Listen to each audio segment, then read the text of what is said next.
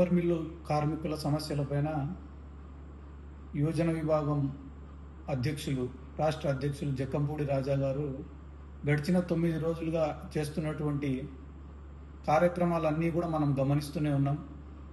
ప్రజాస్వామ్యబద్ధంగా ఆయన చేస్తున్న ఈ పోరాటానికి అన్ని రాజకీయ పార్టీలు, సమాజంలోని అన్ని వర్గాలు కూడా కలిసి వచ్చి మద్దతు తెలపాల్సినటువంటి ఈ కార్యక్రమాన్ని రాజకీయ కోణంలో కుట్ర బన్ని ఆయన దీక్షను భగ్నం చేయడం అనేది నిజంగానే చాలా బాధాకరమైన సంఘటన. ఎందుకంటే ఒక మాజీ శాసనసభ్యుడు, ఒక పెద్ద కుటుంబం నుంచి వచ్చినటువంటి లీడర్ అయినటువంటి జక్కంపూడి రాజా గారు కార్మికుల సమస్యల పరిష్కారం కోసం యాజమాన్యం యొక్క బూట్లు తుడవడానికైనా కూడా నేను సిద్ధం, కానీ సత్వరమే కార్మికుల యొక్క సమస్యను పరిష్కరించండి. ఇది రాజకీయ కోణంలో కాదు, నా యొక్క ఎజెండా కాదు, రాజకీయ ఎత్తుగడ కాదు, కేవలం కార్మికుల సమస్య కోసమే నేను ఈ దీక్ష చేస్తున్నా. ప్రపంచానికి కార్మికుల సమస్య తెలియాలా, ప్రభుత్వానికి కార్మికుల యొక్క సమస్య తెలియాలా, యాజమాన్యం కూడా దిగి రావాలా అనే ఉద్దేశంతో జక్కంపూడి రాజా గారు ఒక సహృదయంతో, ఒక మంచి మనసుతో పేదవాని సమస్య తీర్చాలని చెప్పి పూనుకునే ఈ కార్యక్రమాన్ని చర్చలతో సాధించవచ్చు.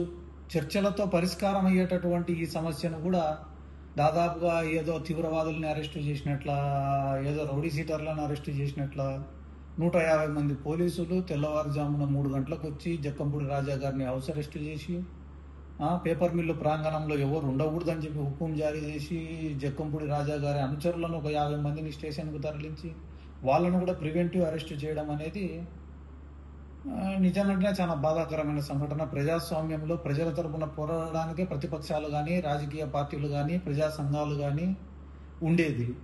కాబట్టి ప్రజా సమస్యలపైన పోరాడే ప్రతి ఒక్కరి గొంతు నొక్కడమే ఈ ప్రభుత్వం యొక్క పనిగా ఈరోజు కనిపిస్తూ ఉంది. ఎందుకంటే మొన్న జరిగిన డాక్టర్ల సమస్య కావచ్చు, అది కూడా విజయవాడలో జరిగినటువంటి మెడికల్ విద్యార్థుల సమస్య కావచ్చు, ఇవన్నీ కూడా చిన్న చిన్న పరిష్కారం ప్రభుత్వాలు పిలుచుకొని కూర్చోబెట్టి మాట్లాడి పరిష్కరించే సమస్యలను కూడా జటిలం చేసుకొని ఎవరైతే ప్రశ్నిస్తారో వాళ్ళ యొక్క గొంతును నొక్కే కార్యక్రమం కనిపిస్తుంది. కాబట్టి మేము యువజన విభాగం తరఫున దీన్ని తీవ్రంగా ఖండిస్తున్నాం. మేమందరం కూడా జక్కంపూడి రాజా గారికి మద్దతుగా నిలబడుతున్నాం. ఫ్యూచర్లో ఆయన ఈ కార్మికుల సమస్యలపైన ఏ నిర్ణయం తీసుకున్నా రాష్ట్ర వ్యాప్తంగా ఉండేటటువంటి యువజన విభాగం మొత్తం ఆయనకు మద్దతుగా నిలబడాలని చెప్పి ఈరోజు పిలుపునిస్తూ సెలవు తీసుకుంటాం. Thank you.